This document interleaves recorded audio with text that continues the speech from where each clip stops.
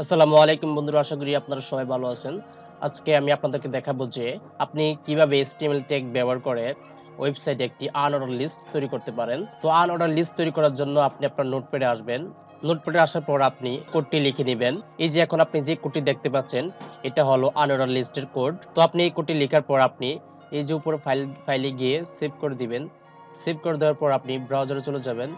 Browser আসার পর এই যে দেখতে পাচ্ছেন এখানে কিছুই নেই, তো আমরা এখন রিলোড দিলে অনেক কিছু চলে আসবে।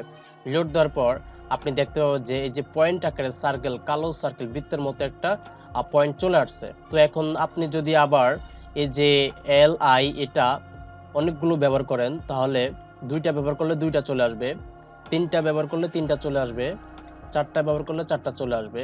তো এইভাবে কতগুলো দেওয়ার পর আপনি এখানে আবার সেভ করে দিবেন। সেভ করে দেওয়ার পর আবার ব্রাউজারে চলে যাবেন। এখন একটা, তো আমরা চারটা তৈরি করছি, এখন চারটা তৈরি হয়ে যাবে রিলোড দেওয়ার পর। আপনারা দেখতে পাচ্ছেন যে চারটা চলে আসছে।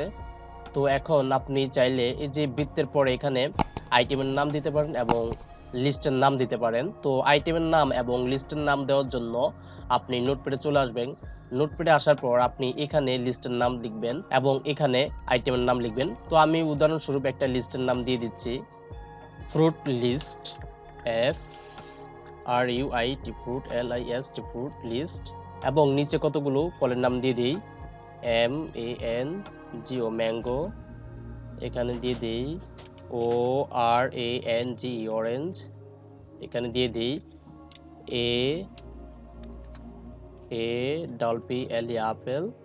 এখানে দিয়ে দিই pineapple, PINE, pine, APPLE, pineapple.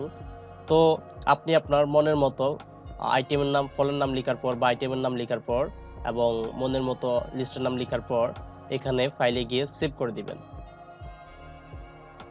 Save করে দেওয়ার পর আপনি ব্রাউজারে যাবেন। যাওয়ার পর দেখতে পাবেন যে কিছুই নেই, কিন্তু যখন রিলোড দিবেন তখন অনেক কিছু চলে আসবে। তো অনেক কিছু বলতে আপনি নোটপ্যাডে যা যা লিখছেন সব ওগুলো চলে আসবে। তো আপনি রিলোড দিবেন। রিলোড দেওয়ার পর আপনি দেখতে পাবেন যে আপনার আইটেমের নাম, যতগুলো আইটেম লিখছেন সবগুলো আইটেমের নাম চলে আসবে এবং লিস্টের নাম চলে আসবে। তো এখন আবার আপনি চাইলে এই যে সার্কেল, এই যে সার্কেলগুলো, এই বৃত্তগুলো, কালা কালা বৃত্তগুলো, এগুলো আপনি পরিবর্তন করতে পারেন। তো পরিবর্তন করার জন্য আপনি নোটপ্যাডে আসবেন।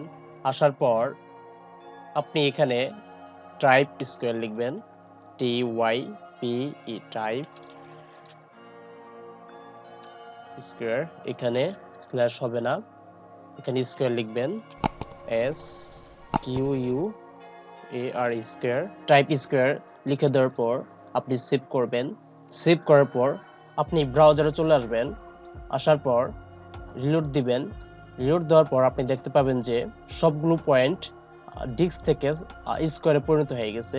যে ম্যাঙ্গো, অরেঞ্জ, আপেল, পাইনঅ্যাপেল এগুলোর আগে ডিস্ক ছিল, তো এগুলো স্কোয়ারে পরিণত হয়ে গেছে। এর কারণ হলো আপনি এখানে স্কোয়ার ব্যবহার করেছেন, সেজন্য এখানে এখানে সব স্কোয়ার হয়ে গেছে পয়েন্টগুলো। তো এগুলো আপনি চাইলে আবার CSS এর মাধ্যমে আরো সুন্দর সুন্দর ডিজাইন করতে পারেন। তো আজকে এতটুকুই, এবং পরবর্তী ভিডিওতে আমি HTML এর অন্যান্য ট্যাগগুলির কাজ দেখাবো।